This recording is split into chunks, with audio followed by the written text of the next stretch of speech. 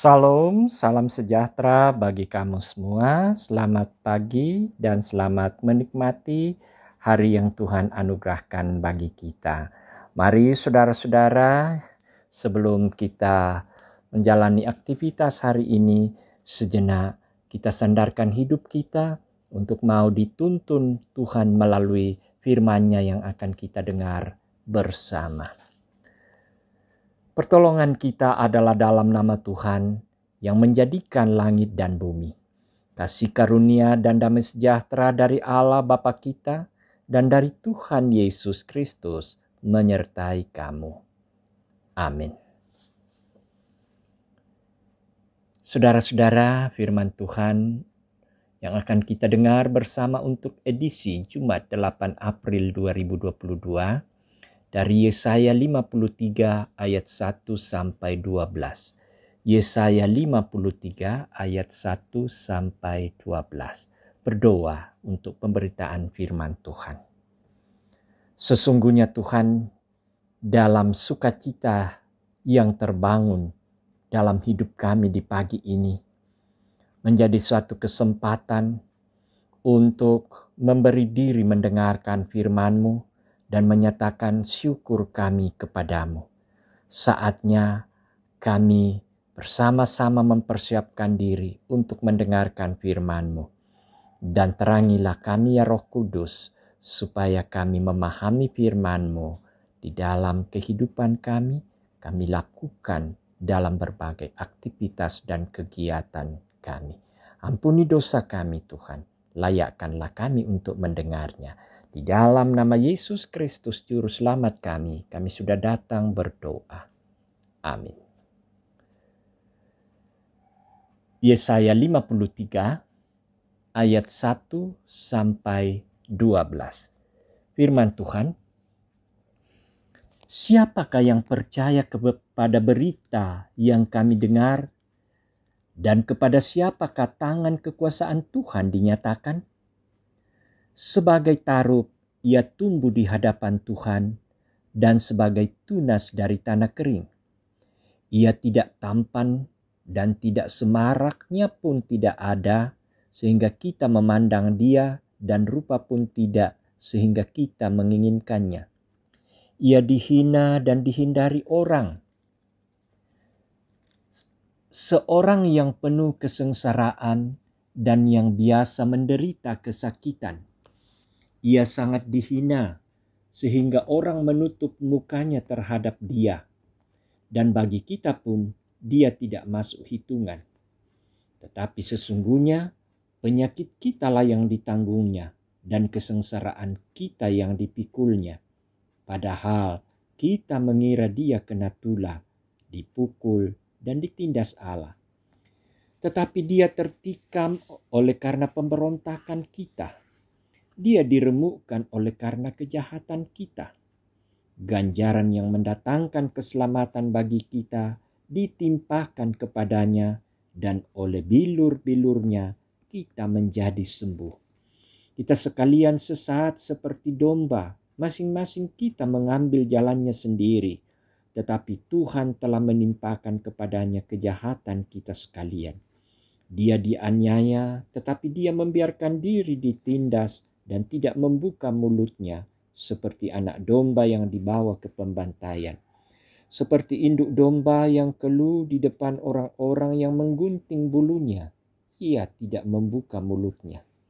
Sesudah penahanan dan penghukuman ia terambil, dan tentang nasibnya siapakah yang memikirkannya? Sungguh, ia terputus dari negeri orang-orang hidup, dan karena pemberontakan umatku, ia kena tulah. Orang menempatkan kuburnya di antara orang-orang fasik, dan di dalam matinya ia ada di antara penjahat-penjahat. Sekalipun ia tidak berbuat kekerasan dan tipu tidak ada dalam mulutnya. Tetapi Tuhan berkehendak meremukkan dia dengan kesakitan. Apabila ia menyerahkan dirinya sebagai korban penebus salah, ia akan melihat keturunannya, umurnya akan lanjut, dan kehendak Tuhan akan terlaksana olehnya. Sesudah kesusahan jiwanya, ia akan melihat terang dan menjadi puas. Dan hambaku itu sebagai orang yang benar akan membenarkan banyak orang oleh hikmatnya, dan kejahatan mereka dia pikul. Sebab itu, aku akan membagikan kepadanya orang-orang besar sebagai rampasan, dan dia akan memperoleh orang-orang kuat sebagai jarahan, yaitu sebagai ganti, karena ia telah menyerahkan nyawanya ke dalam maut, dan karena ia terhitung di antara pemberontak-pemberontak. Sekalipun ia menanggung dosa banyak orang dan berdoa untuk pemberontak-pemberontak. Demikian firman Tuhan, berbahagialah kita yang mendengarnya dan melakukannya dalam kehidupan. Amin. Luka yang membawa berkat. Luka yang membawa berkat. Saudara-saudara yang dikasihi Tuhan, kisah Siti Nurbaya adalah suatu cerita yang cukup terkenal, di mana mengangkat tema sengsara membawa nikmat. Sengsara membawa nikmat. Walaupun harus melewati berbagai tantangan, tetapi ending ceritanya membawa pada kehidupan yang membahagiakan. Tetapi kisah ini hanya berdampak pada tokoh Siti Nurbaya yang mengalami kebahagiaan. Tidak diceritakan dampaknya bagi orang lain. Nah, pembacaan kita hari ini, Yesaya 53 adalah nubuatan tentang hamba Tuhan yang akan menderita, mengalami banyak siksaan dan hinaan. Bahkan mukanya tidak seperti manusia lagi.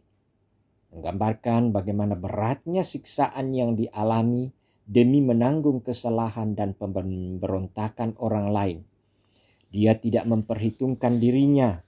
Dia menanggung dampak kejahatan yang dilakukan oleh bangsanya.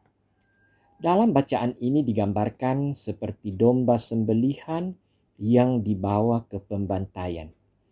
Kisah dalam Yesaya ini adalah nubuatan tentang Mesias yang sesungguhnya merujuk kepada Tuhan Yesus yang telah berkorban sangat besar bagi keselamatan umat manusia. Dia datang ke dalam dunia untuk menyelamatkan kita yang berdosa.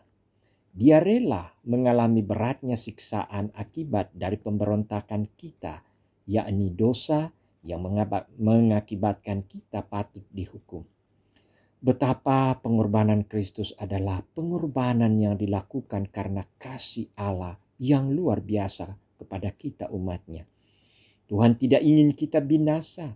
Karena itu, sekalipun yang berdosa adalah kita, tetapi Yesus rela menanggung penderitaan, bahkan mati untuk kita. Karena itu saudara-saudara, mari kita bersyukur kepada Tuhan dan menghargai keselamatan yang daripadanya, serta mau hidup menjaga kekudusan.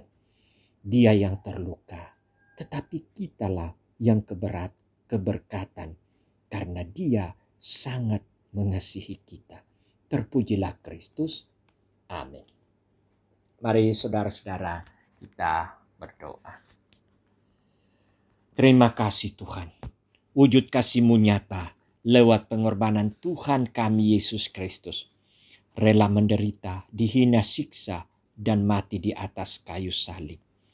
Kami tak sanggup membalas segala kebaikan. Ini adalah kehormatan yang Engkau nyatakan bagi kami.